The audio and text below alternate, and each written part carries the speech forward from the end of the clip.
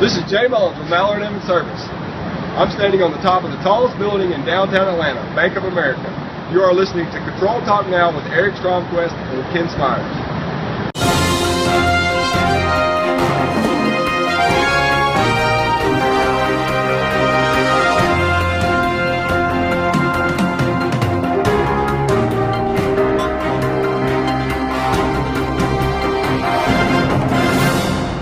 Hey, welcome to Control Talk Now. This is your host, Eric Stromquist, and as usual, I am joined by that man, that myth, that legend, the one, the only, Kenny Smyers from Pittsburgh, Pennsylvania. Hey, Kenny, welcome back to the show. Thank you, Eric. Again, I appreciate that grandiose introduction. Sounds like I'm in the fighter ring now. I'm ready to go. Ding. Well, we kind of are, buddy. And I tell you what, speaking of the rings, hey, man, it's kind of nice to be back home. For most of our listeners, you know, we were in Arizona 2 weeks ago. We were broadcasting from the desert. And last week, I was down at the Belimo Platinum meeting in the Grand Cayman. So it's kind of good to be back in the studio where we've got our equipment, even though, as you know, Kenny, we spent the last 2 hours trying to get online here. So the equipment's not working quite the way we'd hoped it would. But this is sort of life for me and you on Sundays. While the rest of the world sleeps or tailgates in the fall, you and I are trying to make Skype work and all this technical equipment. It's a good thing we like this, Kenny. Otherwise, we'd have a really hard time doing this every week. So, but hey, you know, Kenny, again, special thanks to Johnson Controls. Really great hospitality out there. You know, as you know, they actually paid a professional videographer to follow us around and shoot videos. They took really good care of us. So we're getting that footage in. I'll be editing that up this week and next week and be posting it. So thanks to Johnson for that. What a treat to have a professional following us around and shooting videos. So looking forward to that footage. And then Belimo, what a great event that was, Kenny, down at the Grand Cayman. You know, your brother Tom was down there. You and I are both Belimo Platinum distributors, so we really, really liked that a lot. So, but back in the studio, and for our podcast listeners, that's the reason you did get a podcast the last 2 weeks is the audio quality wasn't quite up to snuff for a podcast, so we'll get this one back up. So those of you who listen to Control Talk Now on a podcast, you'll get a live episode now. Encourage you to go back and check the last 2 episodes out on video. So, Kenny, also want to thank Jay Mullins from Mallard M Service for that fantastic introduction atop the Bank of America building in Atlanta, Georgia. We had a really nice big Honeywell project with Jay and the team at Mallard M. So thanks to Bill Flynn, Jay Mullins for that really, really cool footage. So I don't know about you, buddy. I don't know that I could have gotten up on that building and not totally freaked out. That's pretty high up there.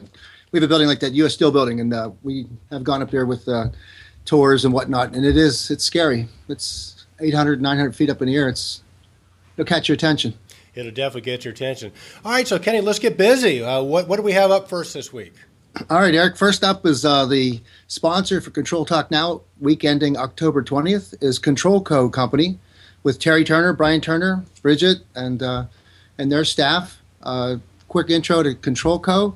ControlCo is one of the largest distributors in the country, Western United States, premier distributor of automation systems for a broad spectrum of industrial and commercial clients. ControlCo has extensive experience in the energy management, energy services field, and hundreds of customers. They do everything. They bring it all. They got major manufacturers. They stock Maxon, FireEye, Honeywell, Tritium, you name it. ControlCo has it, and we welcome everybody to visit their site at www.controlco.com. And a special hello to Andy, Bridget, Brian, and of course Terry. Well, absolutely, Kenny. And the great news for us is ControlCo came on as a platinum sponsor for the 2013 Control Trends Awards. Our first distributor sponsor, and not only did they come on, Kenny, they came on in a big way. Can't say enough about ControlCo. Terry's been around for years. He's considered one of the really, really sharp minds in our industry. He sort of bridges the gap between the older, like me and you, and the newer, people in the industry. But Terry is a very, very well-respected individual in this company, in this industry. And, of course, Brian Turner is one of the really, really great minds regarding tritium and FireEye, just a super, super bright guy. They've got some great products out there, both on the building automation side and on the industrial side. So great company. Encourage you to check those guys out. And hey, Terry, Brian, Bridget, thank you so much for the sponsorship. We really appreciate it. We will see you guys in New York. Get ready for a big time there. So again, thanks to those guys. Kenny, what do we have up first? All right, Eric. Well, going to business as usual. The first post is gas pressure regulators. It's a nice Stromquist post regarding some of the lines that Stromquist carries and we carry as well. This is the season, and it's a great post because it gives you the two primary reasons why gas regulators fail, and they're either incorrectly sized or they're installed incorrectly, and you got to use those filters to protect that gas regulator from getting those contaminants inside the line. And why don't you tell us a little bit more about that? Yeah, well, as you know, Kenny, we, like you, saw a lot of gas pressure regulators, and as Matt Koenig, one of our engineers, says in the very first part of this video, the one thing all gas pressure regulators have in common, if you don't install them correctly, they're not going to work, or they're not going to work well. So Matt lays out the piping diagram about how to pipe a regulator correctly, as well as best practices for filtering. And hey, it's definitely worth checking out. We reposted that this time of year because as people begin to crank up their heating systems, the regulators might be failing and they might need to be replaced. So no matter where you get your gas pressure regulators, it's worth taking the 3.5 minutes or whatever to check Matt's video out. And like Matt reminds us, there's 4 things you need to know with a regulator: inlet pressure, outlet pressure, total capacity, and line size. So to get started, make sure you know those 4 things. They give strong. Absolutely, Kenny. And a word on that, a little bit with gas regulators like water valves or HVAC control valves. Typically, if sized properly, the regulator of the valve typically is going to be a little bit smaller than the line size. A lot of people will make the mistake of going, I got a 2-inch line, therefore I need a 2-inch gas pressure regulator or 2-inch valve. So you're really right. You take that capacity, inlet pressure, outlet pressure, and your local distributor can definitely get you the right sized regulator. Watch the video. You'll know how to install it correctly. All right, Eric. Next up, we have Honeywell continues leadership role in open ADR. And they introduced the Comfort Point Gateway that got certified by the Open ADR Alliance, and it's a really neat post. It comes up as 3 slides. It has Honeywell and the history of Open ADR, Honeywell's participation year by year, and this is something we got our teeth on a while back, and it's just growing right in front of us. We're seeing the Open ADR develop, we're seeing the Alliance develop, we're seeing products become certified, and we have a special information. We're primarily addressing everything towards residential and thermostats. We got our hands on a great source that will give people an opportunity. If they put their a request in the comments section, we'll forward them a 108-page white paper on typical workflow for implementing demand response strategies from one of our major manufacturers. But the Honeywell Comfort Point is going more towards the commercial sector. When you have residential sector, you go through the dynamic pricing programs, time of use, critical peak pricing, real-time pricing, and peak time rebates. But you get to commercial sector, it gets a little bit more interesting because there's strategies. We'll post this, and we recommend everybody visit it because it's just too much to go over in a ControlTalk Now post. But there's 10 strategies available for people in the business. The zone temperature is obviously one, duct static pressure set point's one, supplier temperature, limiting the fan VFDs. So there's a great plug to sell VFDs and being consistent with a open ADR program. Increasing chilled water temperature supply, limiting the cold water cooling valve position, restricting chiller operation, dimming the lighting level, turning off the lights, and pre-cooling buildings. Great post, and we'll have more on that. We have another ADR post later on the show. Well, Kenny, I really want to commend you for that. You've really been tracking that. And, of course, this white paper that you can leave your name and comments, and Kenny will send you a copy of, is phenomenal. But, people like Honeywell and Nest and Ecobee and some of these other people, and people we haven't even heard of, have been working behind the scenes, to get implemented for the ADR type program. And I think it's a story we as distributors and contractors want to follow, because I'm not sure that this is necessarily going to go through distribution or typical type contractors. So this could be sort of a whole structural change. But the one thing we're pretty sure of, Kenny, is automated demand response is here to stay. There's going to be more of it, not less of it. And as you've told us in the past, in California now, for instance, buildings that are 10,000 square foot and above, it's mandatory that they're set up to be able to do automated demand response. Effective 1 January 2014, Eric. It's a big thing, yes. So, I mean, that's great for us that are in the energy. That's great for us people that are in the energy business in terms of being distributors or building automation contractors. But again, if that bypasses past our channel, that could not necessarily be a good thing for most of the people that are in the Control Trends community. So Kenny, keep up with that and appreciate the great job on that. All right, next up is our first visitor to Control Talk Now, Laura Conklin from Functional Devices. Just a little bit on Functional Devices. They have a very impressive periphery line to support building automation and the HVAC industry, whether it's relays, wireless devices, current sensors and current sensor relays, power controls, power supplies, transformers, enclosures, accessories. And I have one product that's really unique that it's a BACnet MST network relay device. It gives you one binary output, two binary inputs. So you get a current sensor, a dry contact. Basically, it's MST, so you select it. You have all your dip switches. And what it really works and how we've sold these things is that you're running out of points on one of your controllers. It's a great rescue device to get those points onto the network without costing you another relay, or I'm sorry, another controller.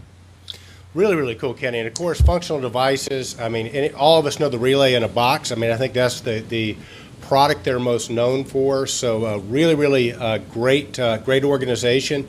Looks like they're on the ballot to be nominated for the best small peripheral manufacturer for the 2013 Control Trends Awards, which we'll talk a little bit more about in the show. But hey, welcome to the show, Laura Conklin, Functional Devices. Laura, thanks so much.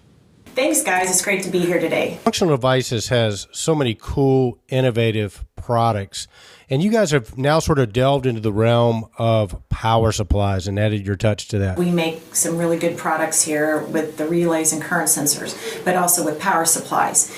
And since we have come out with the PSH 500, 300, and 200, we have seen a lot of interest in those products. Now, the 300 and the 500 are more for your VAV applications, each having isolated sources at 100 VA, and they have their own on-off switch circuit breaker, so the other sources do not get affected if you need to work on that particular area that's hooked up at that source. Now the PSH 200 has 540 VA sources, so that's more for your like zone control. If you have 5 zones you want to control, and maybe you don't need as much VA power, but the 300 and 500 are really good, like I said, for those VAV applications.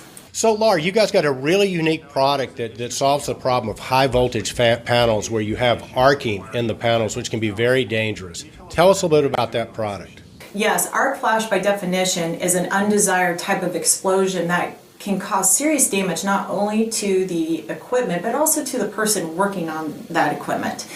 So what we're trying to do here at Functional Devices is make an enclosure where the high and low voltage are separated, which you'll see in the picture on the screen here in a second.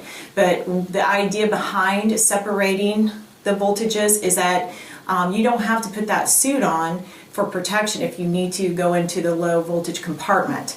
It also saves the end user, the person working on it, time and productivity, because they don't have to take the time to suit up and go in. They're also protected with that separation. So we have stuff being built. We should hope to have all of these changed over here in the next month or so. So next time I'm on the show, maybe I can have an actual sample here, but we wanted to show you through the picture. Okay, there you have it, Laura Conklin. Okay, Kenny, what do we have up next? All right, next up was a post by Honeywell, improved order process for Honeywell valve assemblies. You're seeing some really, really great products coming out. I think the competition between the colors, the red, the orange, the green, the blue. Everybody's coming up with more engineered products that make life easier for contractors and make distributors more effective and more, more efficient, because you've got these sizing tools, and then you've got the ordering tools. You've got QR codes. So if you run out of, you don't have information, if they got an iPhone and they're connected, boom, they get the installation information, get these things tagged in advance. Honeywell's just come down, they streamlined the ordering process, and they provide a very competitive line of pre-assembled valve actuator assemblies. Well, Honeywell's on the move with that, and you're right, Kenny. I mean, that is becoming more and more, as we'll see later with the Johnson Asset Tool and some other people, some products manufacturers are coming out. It's not enough now just to have a great product. People are paying more attention now to the cost that it takes to size or estimate or even order these jobs. So very nice job from Honeywell on that. And speaking of Honeywell, let's take a minute and do our Honeywell Momentum on Tour update.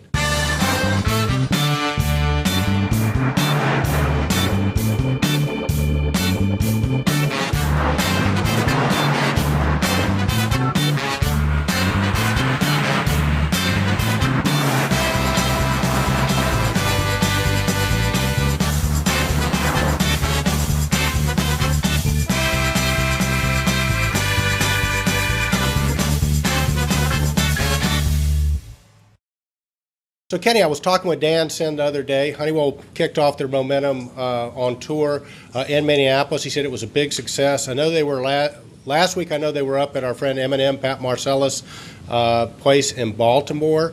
So, listen, we know they're coming to Atlanta on October 29th. We've got a really nice response on that so far. I think they're coming to Pittsburgh, too. Any news on that yet, when you guys are going to do your show?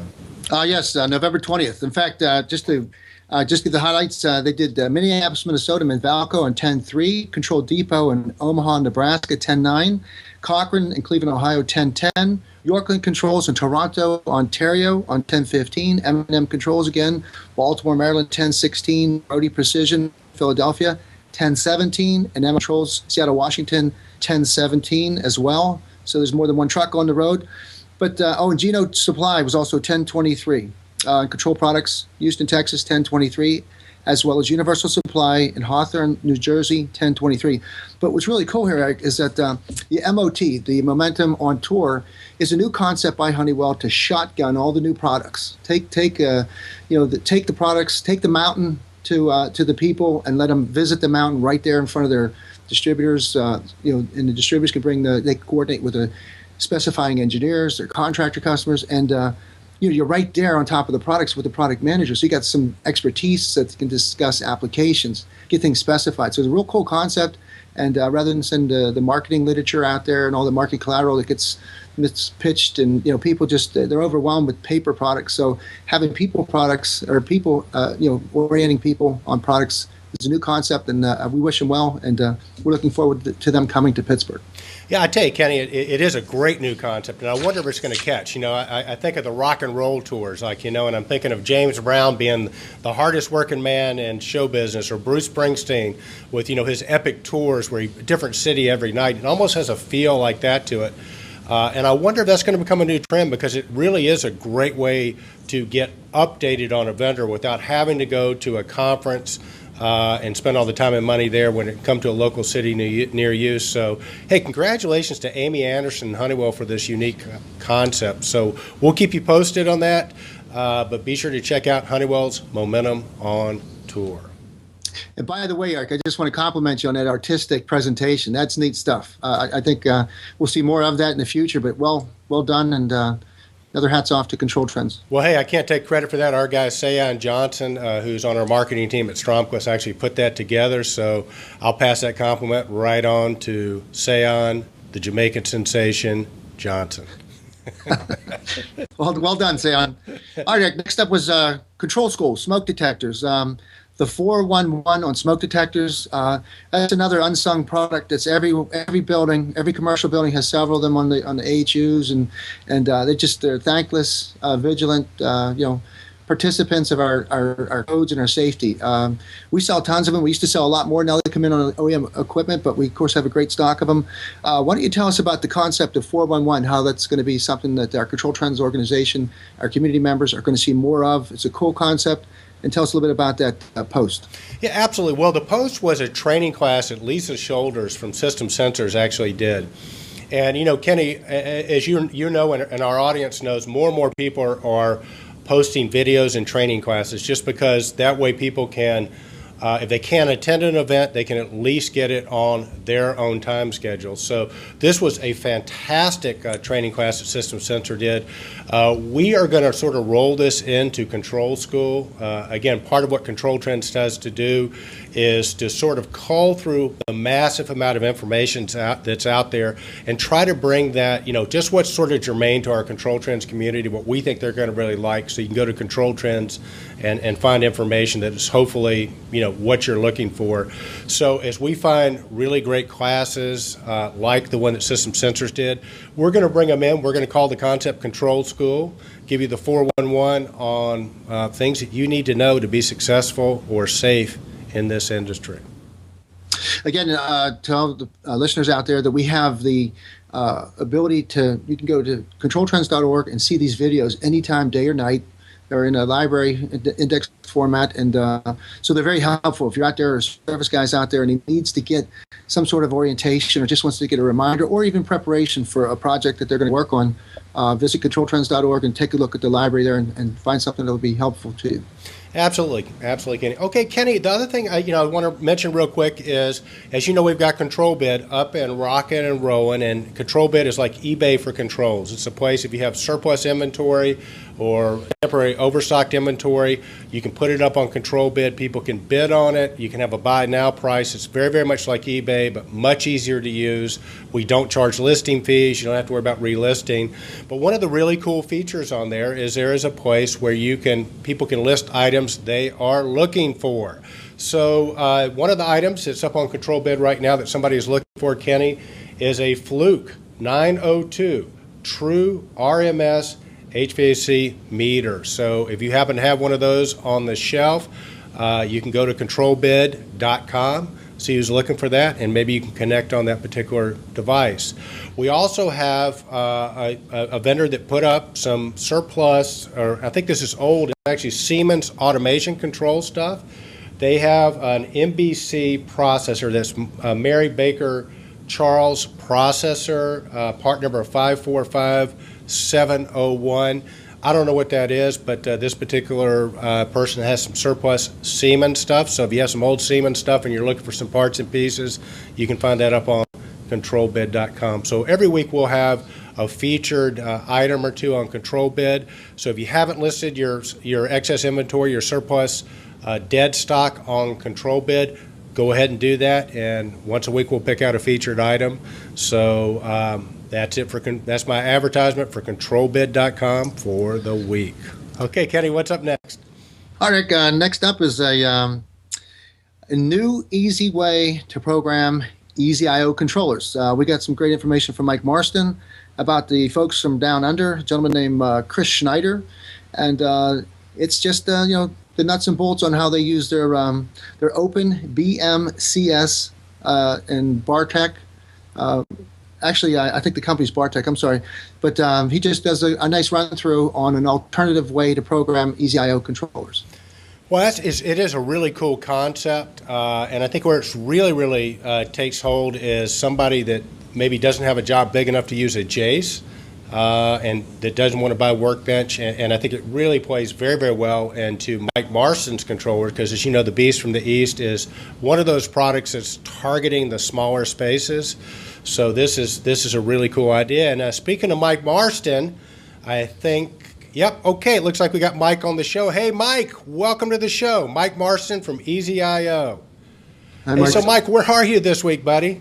Today, you join me from India. As you can see out there, it's a beautiful day here in Bombay. I think just over there is Bollywood, the Indian equivalent of Hollywood. India, that's really, really cool. Okay, well, Mike, talk a little bit about, some of the things you're seeing with, you travel all around the world. Easy I/O does business all around the world. How is it different in other countries? And what we're seeing is open tools now coming onto the market. They give you a choice, different entry levels into the BAS business and the automation business. In India, it's quite interesting. We do business all over the place, do a lot of blue chip work. The blue chip companies over here insist on 32-bit DDC, very high resolution on the analogs, and also they insist on Ethernet cable, even for the DDCs, which definitely is the way of the future. So we're working at the moment with the Cisco head office in Bangalore. We're working with Vodafone, Renaissance Group, and all kinds of blue chip clients over here. So the EasyIO message is going totally worldwide. I think all companies have really lifted their performance. I think controls are getting better, getting more powerful. And will EasyIO be leading that? Well, we hope so. And we'll, I guess we're all friends at the end of the day. We're all enjoying what we do. And different customers have different needs, different views. It's a free world. And what I like about getting around to see everybody, like here in India, I get to see really people's development cycles, their needs, their insistence on certain standards and certain performance levels. I see basically the same protocols are being asked for now. It's mainly BACnet around the world that we see, and then of course it's web services when you start talking about the enterprise. Mike, can you tell us a little bit about Chris Schneider's technology? Again, we know that there's a certain amount of disruptive technology present and growing in our industry. Is this another one of those disruptive technologies? And what we're seeing is open tools now coming onto the market. They give you a choice, different entry levels into the BAS business and the automation business. As the market develops more, as we become more IT-based, and certainly as we start to use more, iPad devices, mobile devices, I think we're totally now driven by web browsers. So yeah, I think what OpenBMCS have done is, gone the whole way now to an embedded HTML5 server where you can actually do wiresheets and graphics from your iPad. Now, people have been asking me for a long time for that, and it's been very difficult because we've had to rely on plugins and Windows-type based solutions, which make it difficult. I think the days of plugins and without, pure open source HTML, I think it's going to be difficult. I don't think it'll change overnight, but I think you'll see all the major companies go in the same direction. So, I congratulate Chris Schneider, what he's done with his group. It's nice to see a company from down under really changing the world. And yes, I do think they'll be very successful. And what's interesting about this is we have no control over Chris or his company. He's free to sell to our competitors. And we believe the future is really, we just have to be faster and smarter and more innovative. We have to listen more. And I believe the CPT tool also will, go to competitors. I think the whole thing's going to open up. I think the market's going to grow as well. In countries like this, in India, you've got a huge amount of development going on out there. In China, then you can have the US, coming back online, solving all the current, political issues and finance issues, whatever they may be. I'm still very optimistic for the future. All right, there you have it. Mike Marston, EasyIO. All right, next up, Eric, was 2012 Control Trends Awards Highlight, the PID Award. We see Roger Rebanak. Looks like he just scored a touchdown, and he's got the award trophy held up proudly in hand. And I think it's just an exciting way to us to call the end of the nomination period and tell a little bit what's coming. Why don't you tell us about the logarithms and some of the munching, crunching going on right now with all the numbers and figures, facts, and an exciting announcement somewhere in the near future. Well, there you go. Yeah, absolutely. So Roger won the 2012 Control Trends PID Award, which is Passion, Integrity, and Dedication. And those of us who know Roger is got to be one of the most passionate people in our industry. So, yeah, it was a great great watching Roger win that award, and so check that out, because Roger definitely is passionate, has integrity, has the dedication. So congratulations again to Roger on that. And as you guys know, if you follow Control Trends and the Control Trends Awards, the nomination period actually ended last week. Ken and I are going through the process now of checking the nominations out, going through all the ballots, making sure that everything's copacetic, and working that out. So we are going to have a very, very special announcement. It's going to be a surprise. We're going to do it a little bit differently this year, in which we will be announcing the 5 to 7 finalists for each category, and that will happen sometime next week on Control Trends. And all I'll say is it's going to be a big surprise the way we're going to be doing it, and so really looking forward to that. So again, thanks to all the people that participated in the nomination process. This is going to be a really, really big event this year, so we're absolutely thrilled about it. And so once you're nominated, we'll be contacting you. The next steps after that will be, you have between now and I think the voting period ends, I think, the second week in December, to plead your case as to why you should win in the individual categories. And of course, Control Trends will provide you the venue to do that, as we did last year. So if you're nominated, you can send videos to us. You can make posts on Control Trends. Kenny and I will interview you, but we will we'll make all those things available to you. So hey, congratulations to everybody that participated in that, and stay tuned to Control Trends next week for the big announcement of who the finalists are. Oh, just to piggyback on that real quick, Eric, now's the time for these people that are nominated to energize their communities and really, truly take advantage of this opportunity to market your products. This is the part where there are no losers. Everybody gets a chance, equal playing ground. Whatever you submit, we gladly present to everyone. And this is a great time to communicate your messages, communicate your personnel, your heroes. Everybody has a chance to participate. Please do so. Yeah, absolutely, Kenny. And I got to tell you, was there 28 different countries that participated in the nomination period so far? 34 countries. So this is not just a U.S. event anymore. It is worldwide. And there were several companies from overseas that got quite a bit. Climote being one out of Ireland, which is, people in Ireland would probably argue that's a better thermostat than the Nest, as good as the Nest is. So it's exciting, Kenny, when you start thinking about people from all over the world, sort of coming together.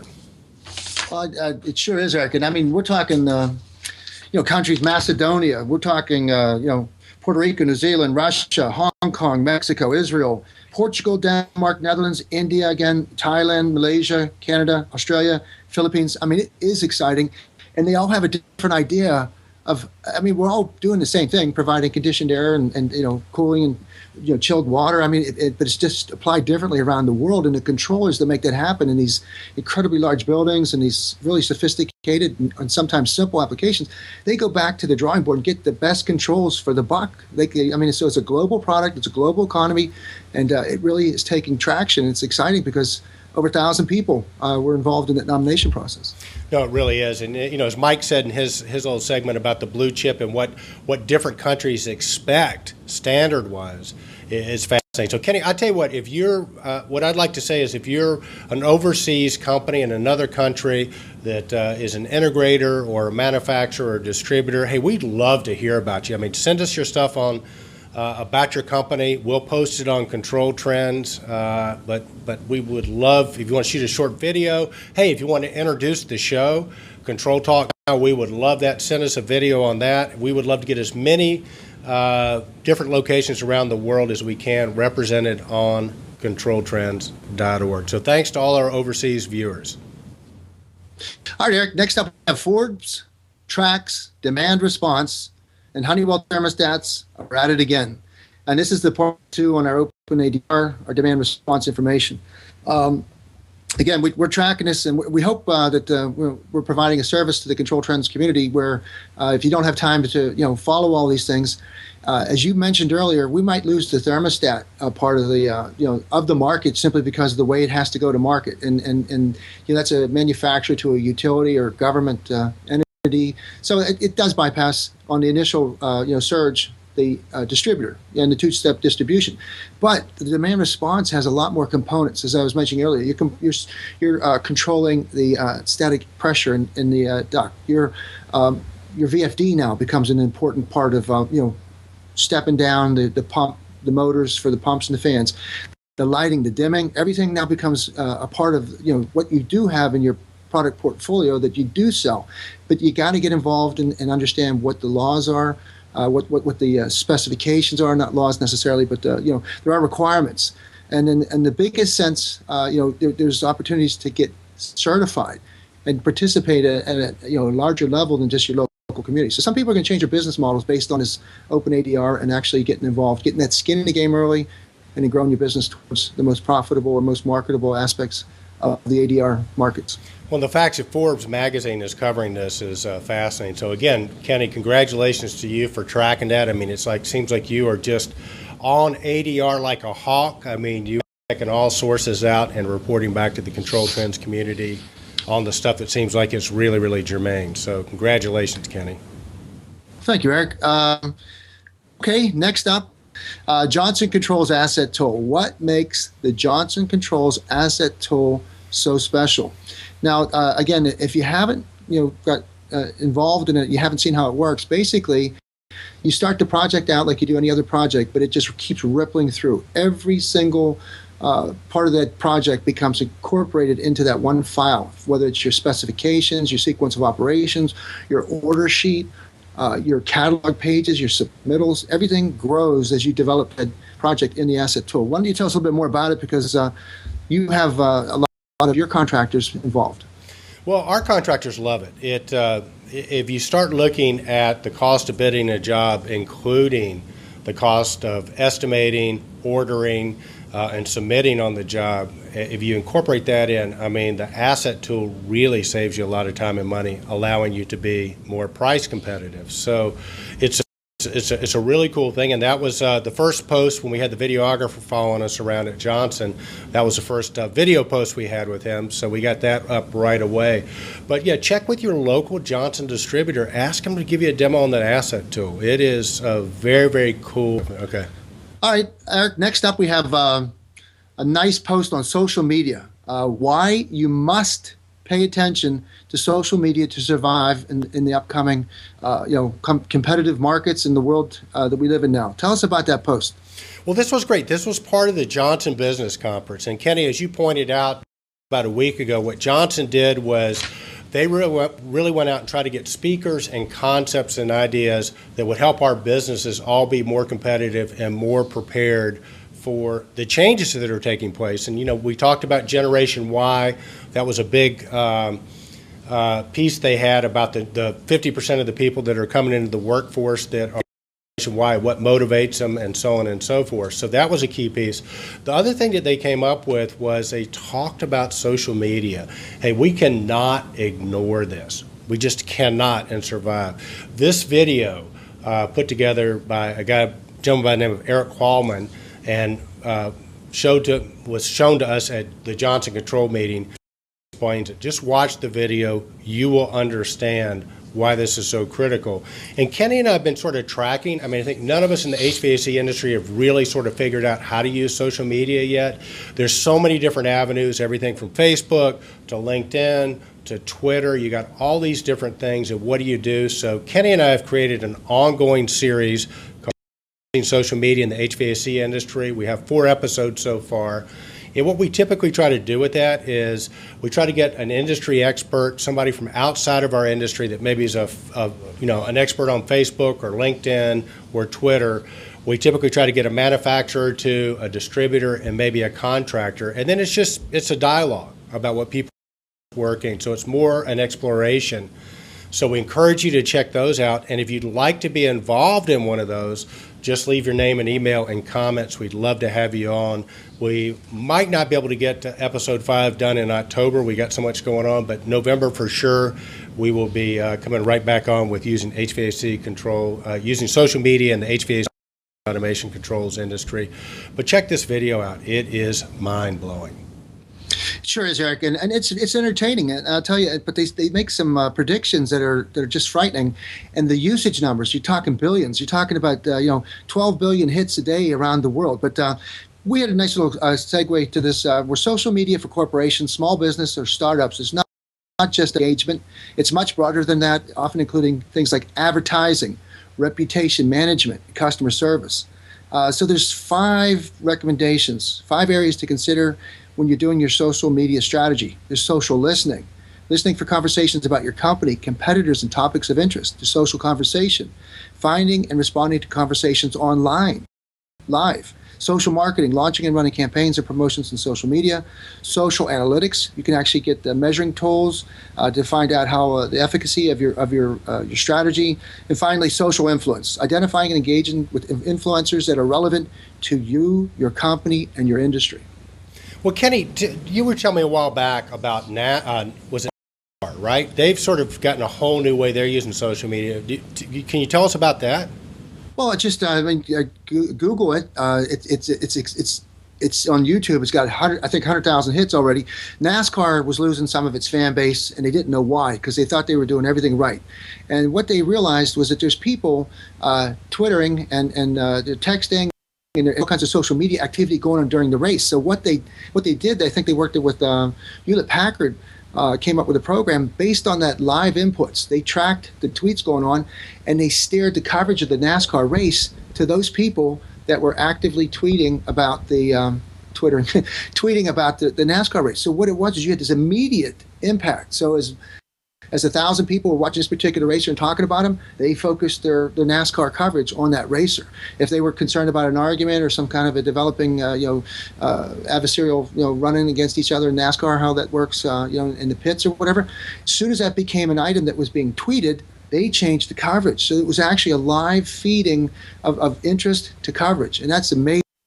I mean, when you talk about social media, it doesn't get any more intense or effective than that. NASCAR's ratings went up because more people were getting to see what they wanted to see. They weren't watching a part of the race they didn't care about. They were focusing on what people were hot on, the topic, and they were able to go to Kenny, I got to tell you, that's amazing. And, and our friend Marshall Thurber, the consultant we work with, we had Marshall on him. He's one of the probably the greatest of our time. I mean, he said speed is the new differentiator, right? And, and you've got to be in touch with your customer, but getting that immediate feedback and then being able to adjust on the fly, I think is a harbinger of things that we're going to see in our industry. And I think this gets to the whole social media thing. I mean, it's a tool, but used right, used properly, I mean, you're going to be able to provide customer service or make adjustments quicker than anybody else. You're not going to be developing a product that, I'm wondering when it's going to be where, you're starting to develop a product and you're getting tweets about this and adjusting your stuff based on the fly.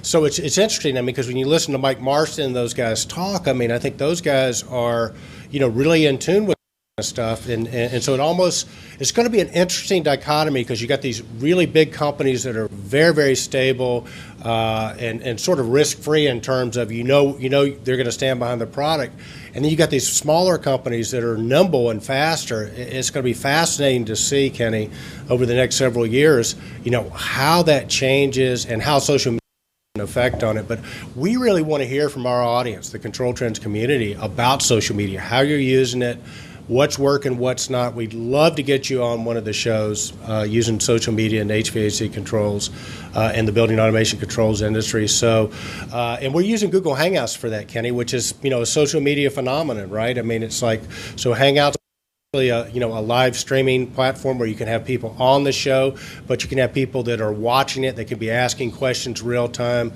So it's a cool concept. As a matter of fact, we're bringing up, Belimo is going to join us later this month with a Belimo Tech Talk episode using using Google Hangouts. So thanks very much to Lisa Hickey and Mike Martinelli for putting that together. So we'll have more on that. That'll be near the end of October, which I guess is coming up. So we'll give you more information on that. But yeah, it's just a cool concept, Kenny. It is the thing that is, I think, going to really differentiate our, the people that win from the people that lose in our industry. There's an incredible claim on that post. If you watch that Johnson Controls social media post, it says that the Fortune 500 companies in 4 years, some of them, 50 of them, aren't going to make it because they didn't effectively use the social media tools, and that's just scary. I mean, it makes me wonder what can we do better, faster too? You get that false sense of like, you got to move something or do something for the sake of doing something. But that's not really the point. The point is that you can pick your shots well. You can do it individually, personally, learn it at a rate that you're comfortable with, and then apply it where it makes sense in your business. And the big people, they have no choice. They've got to become masters of this social media, or they'll be the losers.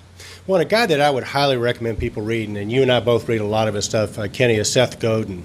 And Seth is a big-time advertising guy. He was a typical street guy, and he will basically tell you, I guess his advice to most people is don't even bother with TV ads and stuff like that. It's so much more effective, so much more accessible using some of these social media things. So Seth Godin is a guy that you definitely want to check out.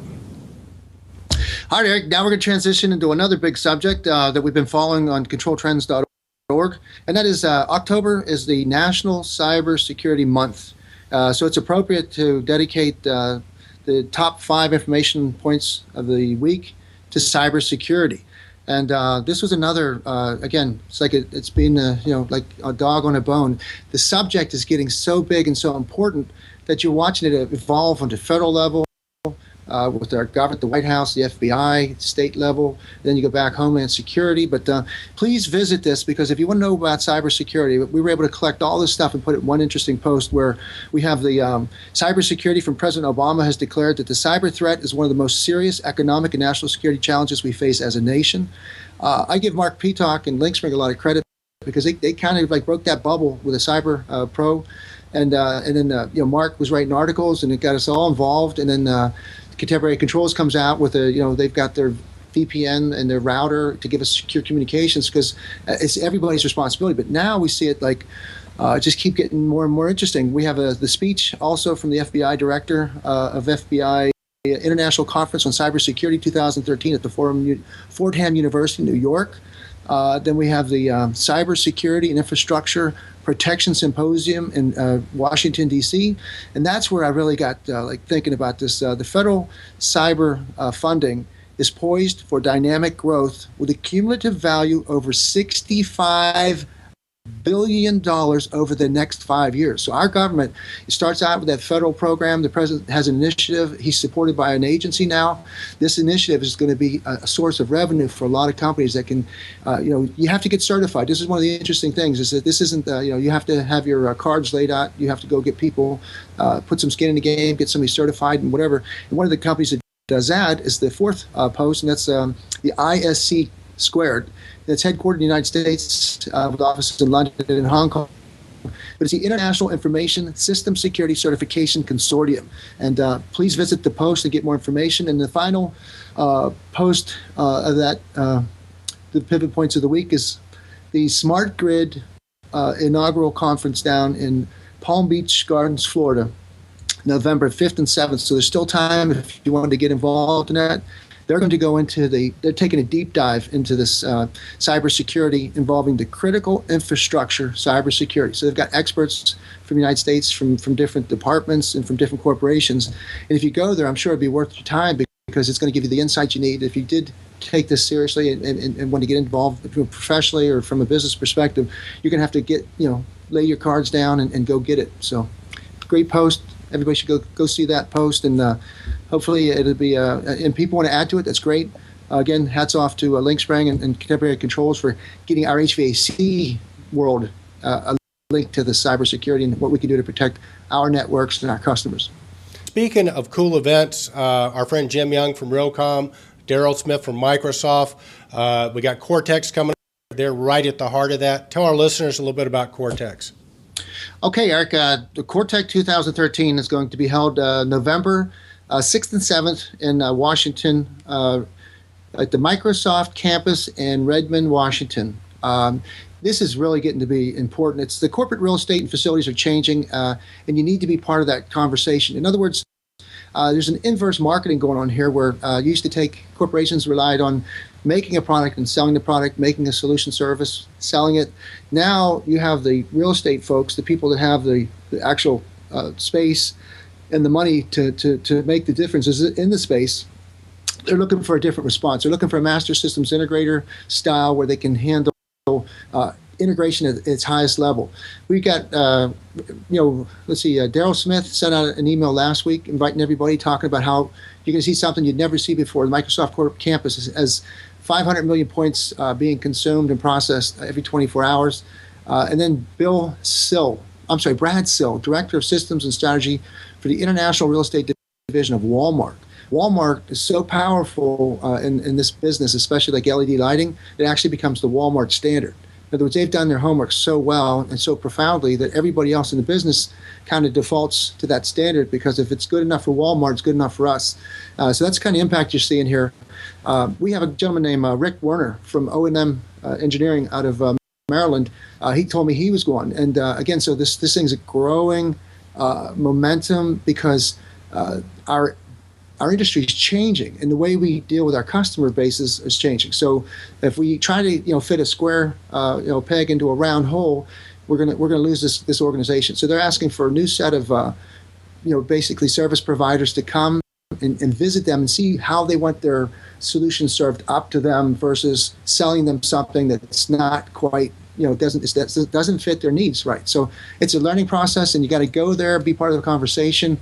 It's a great opportunity for again, people inclined to do it will be rewarded handsomely, I'm sure, because you're going to get to meet your potentially new customers. Well, yeah, we got Daryl Smith down at Realcomm in Orlando. Super, super nice guy. Very accessible, very knowledgeable. So be sure to check that out. Kenny, so that's it. Another week of Control Talk Now for the week ending October 20th, 2013. So it was a great week. Kenny, any closing comments before we hop off? No, Eric, again, great week. Thank you very much. Doing a great job for the industry at large. And next week's going to be more information. Yeah, going to be very exciting next week. Stay tuned to ControlTrends.org. Next week, we'll be announcing the finalists for the 2013 Control Trends Awards in a very, very special way. So that's it. I'm Eric Stromquist. He's Kenny Smyers. You've been watching Control Talk Now on ControlTrends.org. Indeed.